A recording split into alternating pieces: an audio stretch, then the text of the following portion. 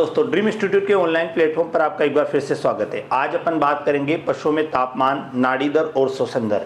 जो मैं आपको तापमान, नाड़ी दर, श्वसन दर बता रहा हूँ, ये 11th क्लास की जो एग्रीकल्चर एनसीईआरटी बुक है उसके हिसाब से आपको बता रहा हूँ। तो आप देखिए, सबसे पहला देखो, बात करते हैं अपन तापमान के बारे में।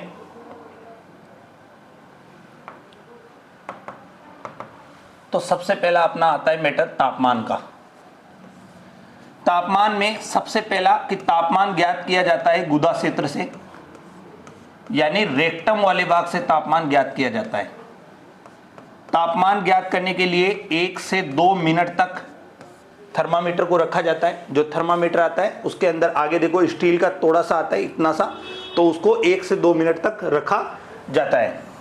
किसी कारणवश अगर आप गुदा से तापमान ज्ञात नहीं कर सकते हो तो आपको उस समय तापमान ज्ञात करना है योनि से।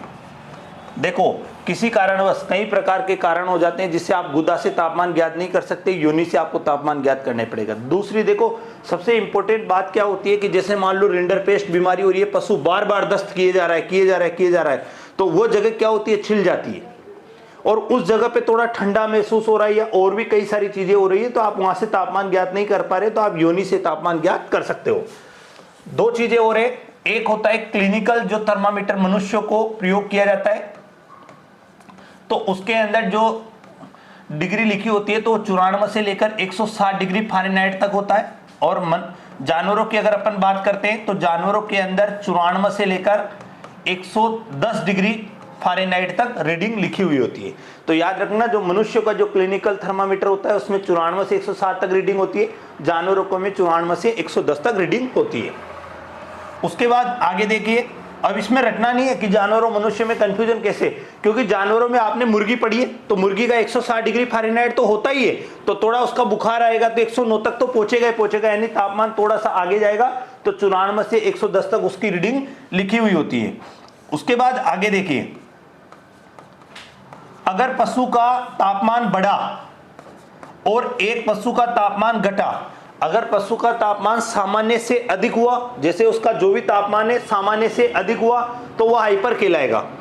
अगर सामान्य से कम हुआ तो वह हाइपो कहलाएगा। याद रखना, जैसे माना मिल्क फीवर बीमारी के अंदर 94 से लेकर 98 डिग्री फ़ारेनहाइट तक उसका तापमान रह जाता है, तो यह कहलाया हाइपोथर्मिया, क्योंकि गाय भैंस का जो सामान्य तापमान था वो 101.5 था और ये तापमान कम हुआ इसलिए हाइपो कहलाया। बढ़ गया, जैसे लंगड़ा बुखार है, गलघोटू है, आदि बीमारियों में, रिंडरपेस्ट में, आदि बीमारियों पशु को बुखार आता है, यानी शरीर का तापमान सामान्य से अधिक होता है, तो वह हो जाएगा हाइपरथर्मिया। हाइपो में हो गया था कम। उसके बाद आगे देखिए, जो मादा पशु में योनि होती है उसका मध्यकाल में तापमान, मादा पशु की जो योनि होती है उसमें मध्यकाल के अंदर जो तापमान होता है वो 1 डिग्री फ़ारेनहाइट अधिक होता है। मादा पशु की जो योनि होती है, तो मध्यकाल में जब मादा पशु होता है तो उसकी योनि का तापमान शरीर के तापमान से 1 डिग्री फ़ारेनहाइट क्या होता है, अधिक होता है। उसके बाद वृषण कोष का तापमान देख लेते हैं। तो वृषण कोष जो होता है, वृषण कोष क्या होता है कि जो 2 वृषण एक वृषण कोष में उपस्थित होते हैं, तो उस वृषण कोष का तापमान शरीर के तापमान से 4 से 5 डिग्री फ़ारेनहाइट तक कम होता है। क्यों कम होगा? क्योंकि 4 से 5 डिग्री फ़ारेनहाइट कम होगा तो शुक्राणु का जो निर्माण होगा वो सही तापमान पे हो सकता है, यानी संभावित जो अच्छा तापमान इसमें हो सकता है, क्योंकि अगर टेम्परेचर ज्यादा होगा वृषण कोष का तो तापमान शोक के कारण शुक्राणु मर जाएंगे या नहीं मर जाएंगे। तो ये चीजें भी आपको याद रखनी है। तो देखो, सबसे पहले अपन ने पढ़ा तापमान कहां से ज्ञात किया गया, गुदा क्षेत्र से। तापमान के लिए थर्मामीटर को कितने मिनट तक रखोगे आप, 1 से 2 मिनट तक रखोगे। गुदा क्षेत्र में, गुदा क्षेत्र से अगर आप तापमान ज्ञात नहीं कर रहे तो कहां करोगे, योनि से। योनि का तापमान मध्यकाल में शरीर के तापमान से कितना अधिक आता है, 1 डिग्री फ़ारेनहाइट। वृषण कोष का तापमान शरीर से ज्यादा होता है या कम होता है, तो कम होता है, 4 से 5 डिग्री या 3 से 5 डिग्री फ़ारेनहाइट कम होता है। हाइपर कैल्शियम में क्या होता है, शरीर सामान्य, पशु शरीर का तापमान सामान्य से अधिक होना हाइपरथर्मिया कहलाता है, शरीर का तापमान सामान्य से कम होना हाइपोथर्मिया कहलाता है। उसके बाद जानवरों का जो क्लिनिकल थर्मामीटर होता है उसमें 94 से 110 तक रीडिंग होती है, और जो मनुष्य का होता है उसमें 94 से 160 डिग्री तक फ़ारेनहाइट होती है। ये चीज अपन ने पढ़ी, सामान्य जो जानकारी थी तापमान के बारे में। अब अपन पढ़ेंगे पशुओं का तापमान। तो अपने गाय, भैंस, भेड़, बकरी मुर्गी, ऊंट,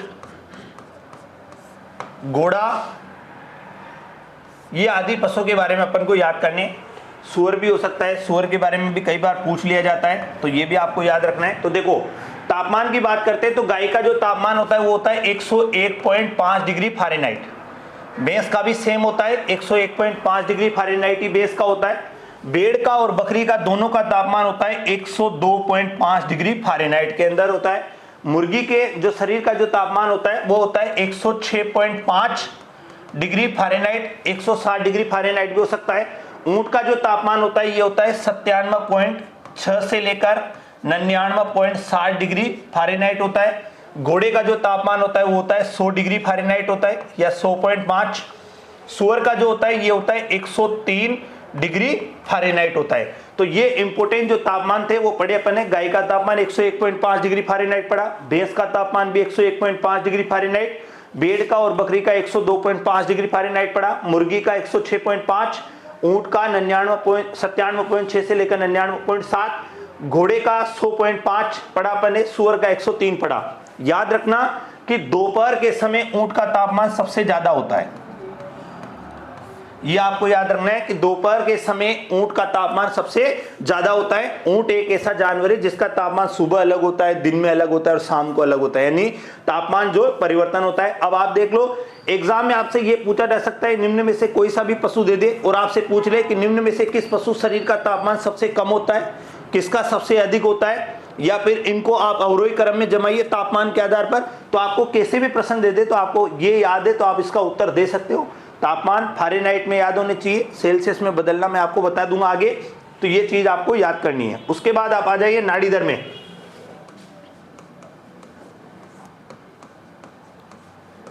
नाड़ी दर, सबसे पहला नाड़ी दर ज्ञात करोगे प्रति मिनट के हिसाब से। नाड़ी दर ज्ञात करते हैं धमनी से। एक धमनी होता है और एक होता है सिरा। तो नाड़ी दर जो ज्ञात की जाती है वो किससे ज्ञात की जाती है? धमनी से, और प्रति मिनट के हिसाब से आपको नाड़ी दर ज्ञात करनी है। नाड़ी दर अगर बढ़ जाती है तो उसको बोलते हैं टोकीकार्डिया। सामान्य से अगर अधिक नाड़ी दर हुई तो टोकीकार्डिया कहलाएगी, सामान्य से अगर कम हुई तो वो ब्रेडीकार्डिया कहलाएगी। ये दोनों चीजें भी आपको याद रखनी है। नाड़ी प्रति मिनट ज्ञात करोगे, धमनी से ज्ञात करोगे, टोकीकार्डिया नाड़ी दर बढ़ने को कहते हैं, नाड़ी दर घटने को बोलते हैं ब्रेडीकार्डिया। तो ये चीज भी आपको नोट करनी है। उसके बाद आगे देखिए, गाय भैंस के अंदर और भेड़ बकरी के अंदर और इसके अलावा ऊंट, इन तीनों का तो आपको नाड़ी दर ज्ञात करने का पता होना चाहिए कि नाड़ी दर कहां से ज्ञात करते हैं, क्योंकि इन तीनों में तो ज्यादा पूछी जाती है। तो गाय भैंस में नाड़ी दर ज्ञात की जाती है मीडियल कॉक्सिजियल आर्टरी, आर्टरी यानी धमनी से नाड़ी दर ज्ञात करते हैं। भेड़ और बकरियों में जो नाड़ी दर ज्ञात करते हैं ये करते हैं पेमोरल आर्टरी से। और उसके बाद ऊंट के अंदर जो नाड़ी दर ज्ञात करते हैं तो वो करते हैं मीडियल कॉक्सिजियल आर्टरी से ही ज्ञात करते हैं। सूअर में भी नाड़ी दर जो ज्ञात करते हैं वो मीडियल कॉक्सिजियल आर्टरी से ही करते हैं। और अगला अगर आपसे पूछा जाता है कि घोड़े में नाड़ी दर कहां से ज्ञात करते हैं, तो घोड़े के अंदर ज्ञात करते हैं मीडियल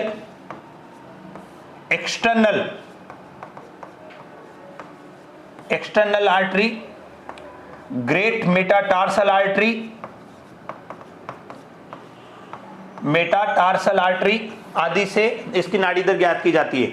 अब देखो कई बार एग्जाम में पूछा गया है कि गाय भैंस के अंदर पाई जाने वाली मीडियल कॉक्सिजियल आर्टरी कहां पाई जाती है? भेड़ों के अंदर, भेड़ और बकरियों के अंदर जो नाड़ी दर ज्ञात की जाती है पेमोरल आर्टरी से, तो ये कहां पाई जाती है? तो याद रखना मीडियल कॉक्सिजियल जो आर्टरी पाई जाती है वो पूंछ पर पाई जाती है। जहां से पूंछ स्टार्ट होती है, जैसे रेक्टम के जस्ट ऊपर वाला जो भाग होता है वहां खड्डा सा दिखाई देता है, तो उसके थोड़ा सा नीचे की साइड पे ये आर्टरी पाई जाती है। पेमोरल आर्टरी कहां पाई जाती है? तो पेमोरल आर्टरी पशु के जो जांग होती है उस जांग के अंदर वाले भाग पर पाई जाती है और वहां से ये तापमान ज्ञात किया जाता है। तो याद रखना ये नाड़ी दर याद की जाती है। तो गाय भैंस के अंदर मीडियल कॉक्सिजियल आर्टरी होगी, भेड़ बकरी के लिए पेमोरल आर्टरी होगी, ऊंट के अंदर भी मीडियल कॉक्सिजियल आर्टरी हो गई, और यहाँ पे घोड़े के अंदर जो था वो medial external artery, great metatarsal artery सुअर के अंदर भी मीडियल कॉक्सिजियल आर्टरी से ज्ञात करते हैं। उसके बाद अब पशुओं की नाड़ी दर ज्ञात कर लेते हैं। गाय, भैंस, भेड़, बकरी, ऊंट, मुर्गी, घोड़ा और सुअर। आपको सब किताबों में अलग अलग मिलती है नाड़ी दर और शोषण दर, लेकिन जो मैं आपको बता रहा हूं ये बिल्कुल सटीक अपन 11th एनसीईआरटी के हिसाब से पढ़ रहे हैं, जो ही सबसे ज्यादा एग्जाम में मान्य होगी। गाय की जो नाड़ी दर होती है तो ये नाड़ी दर होती है 40 से 50 प्रति मिनट के हिसाब से। भैंस की होती है 40 से 45 प्रति मिनट, और भेड़ और बकरी की दोनों की सेम होती है 70 से 80। ऊंट की बात करते हैं तो ऊंट की होती है 28 से 32, घोड़े की होती है 32 से 40। मुर्गी की देखो 130 से 160 भी मानी गई है, लेकिन 12th एनसीईआरटी के हिसाब से 200 से 400 मानी गई है। तो याद रखना, अगर अपन 11th एनसीईआरटी को फॉलो करते हैं तो 200 से 400 मानी गई है, और 130 से, क्योंकि 200 से 400 जो हाँपने वाली कंडीशन में मानी गई है, लेकिन नॉर्मल अगर आपसे पूछा जाता है तो 200 से 400 ही आपको राइट करना है, क्योंकि 11th एनसीईआरटी के हिसाब से अपन बात कर रहे थे तो वही दे रखा है उनमें। सुअर की बात करते हैं तो सुअर की जो नाड़ी दर होती है वो होती है 60 से 80 प्रति मिनट। तो ये नाड़ी दर थी। गाय की 40 से 50 थी, भैंस की 40 से 45, भेड़ और बकरी दोनों की 70 से 80 थी, ऊंट की 28 से 32 है, मुर्गी की 130 से 160 है। हाँपने वाली कंडीशन में या नॉर्मल अगर आपसे पूछा जाता है तो वही, क्योंकि ये 11th एनसीईआरटी के हिसाब से घोड़ा 32 से 40 है, सुअर में 60 से 80 है। तो ये बात हुई अपनी नाड़ी दर की। अब अपन बात करते हैं शोषण दर की।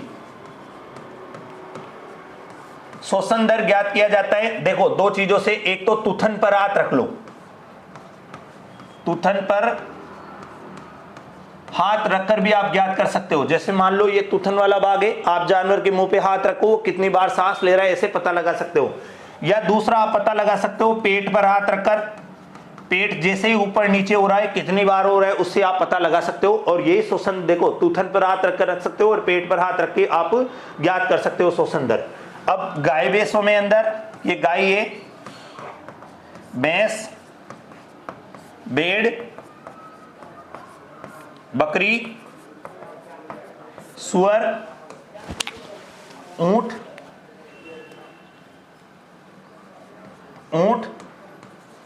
मुर्गी, घोड़ा आदि पशुओं के अंदर अगर अपन शोषण दर की बात करते हैं तो इनकी शोषण दर क्या होगी। तो गाय की जो शोषण दर होती है 20 से 25 प्रति मिनट।